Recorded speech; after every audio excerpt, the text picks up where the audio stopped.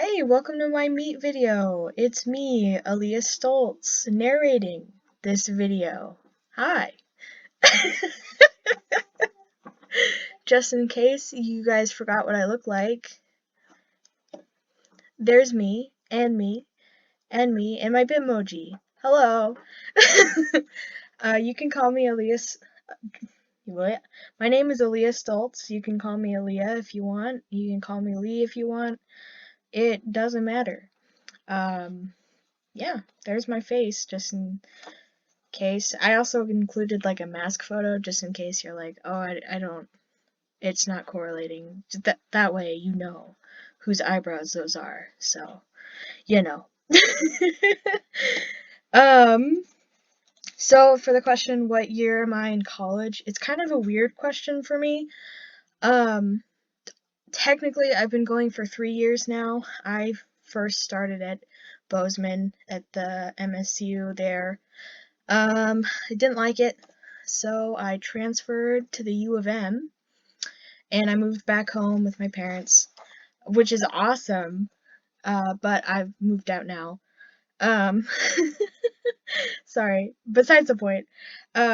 So on paper, it looks like I've only been going for 2 years, but in reality, it's been 3 years. I kind of had to redo my freshman year.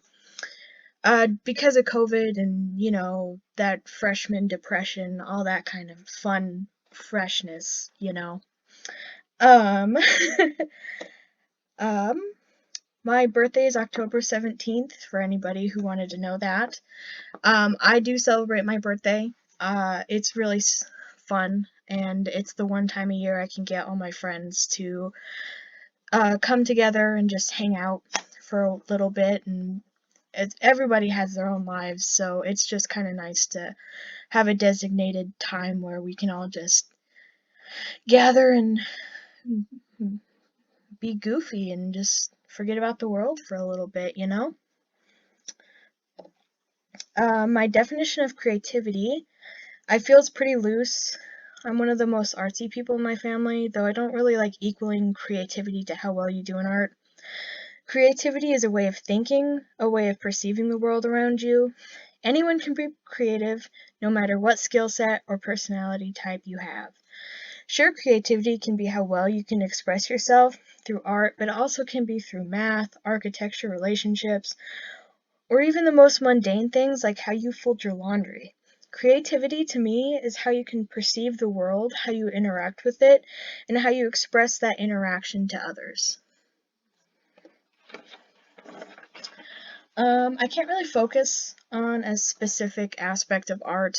I love doing it all, as you can see by my many creations here.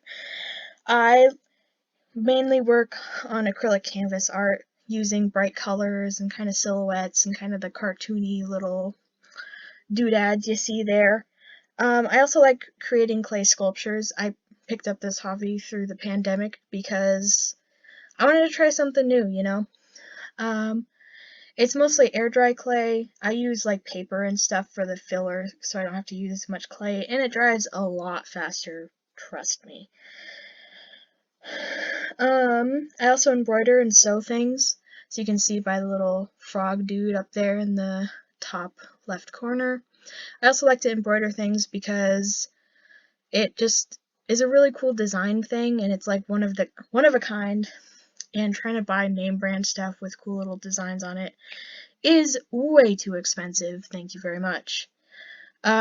This last month I've been creating a lot of jewelry to try and sell on my art page, which has been fun. It's been okay, but what can you do when you're a small business? But I really enjoy doing art, and it's super fun to me. It's always been an aspect in my life. I use it as an expression of myself. For a long time, it was my only form of expression. The only way I could really deal with a lot of stuff that was going on. But, I love art. It's always been a special place for me, and it's so fun. um, so, speaking of taking steps for expression and being healthy and all that, I feel like sustaining a healthy lifestyle is being able to express yourself and setting boundaries with people in your life. Finding an outlet to express yourself is very important. You don't want to bottle it all up. I've learned the very hard way. Making sure you have people to talk to and just people that can listen to you is very important. That could be family, friends, your dog, a journal, stuff like that. But human nature is to talk and be socialized. So if you don't really talk about yourself or how you're feeling, that can really negatively affect somebody's life. So to sustain a healthy lifestyle, you really need to express and talk about what kind of feelings you're going through and what's going on in your life. Even if it's really mundane, trust me, it will make you feel really good. Like, hey, I folded my socks yesterday. Oh, that's cool, man. See? Already better. um, so that's how I sustain a healthy lifestyle. Some of the reasons I want to be a teacher is firstly, I really enjoy helping people. It's really fun for me. And I like making people feel good too. I was actually an aide in high school in a kindergarten classroom. I was appointed the lead artist or whatever to help the kids like do little art projects on the side and stuff. I actually helped with showcase and I did an entire astronaut themed hallway with the kids and it was so fun. I wish I had a picture, but I couldn't find one. Another reason why I want to be a teacher is because of my beautiful mother right there in the corner that I'm pointing at with my little dude. Um, she's been a really big inspiration to me in my life. I love her a lot. She was a teacher from when I was in first grade all the way until my brother, or no, I think all the way until my brother graduated high school. So, but then she went back to college and got her master's degree in business and is now a manager at this really cool company that I can never remember the name of, but I promise it's real. But yeah, I love my mom. She's awesome and I always look up to her and I've always kind of wanted to be her. So, yeah. um I've also tried a lot of different majors. This one finally feels right. I've tried computer science, graphic design, stuff like that. It never really had the same feeling of like this is the one until I thought about being an elementary teacher and it just like it brings me so much joy to think about it. So I feel like this is really the right decision I've made. Um Sorry, let me shuffle through my notes here. I believe you can teach anything as long as there's a willingness to learn. But I know teaching art also comes with the willingness and acceptance of failure.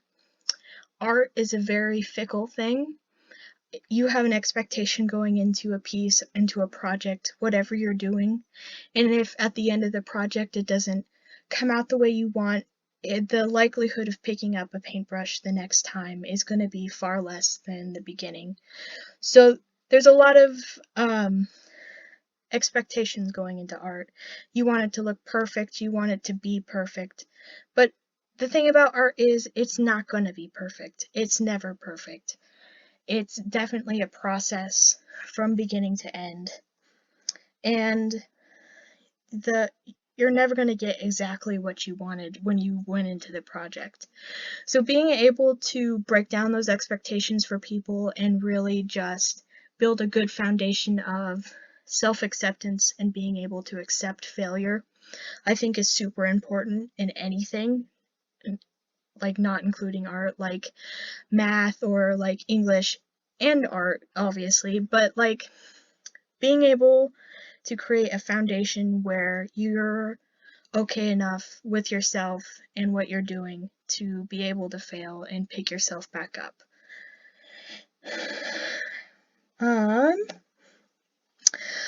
I I don't really know if there is a certain thing that you're born with or you learn to become a teacher.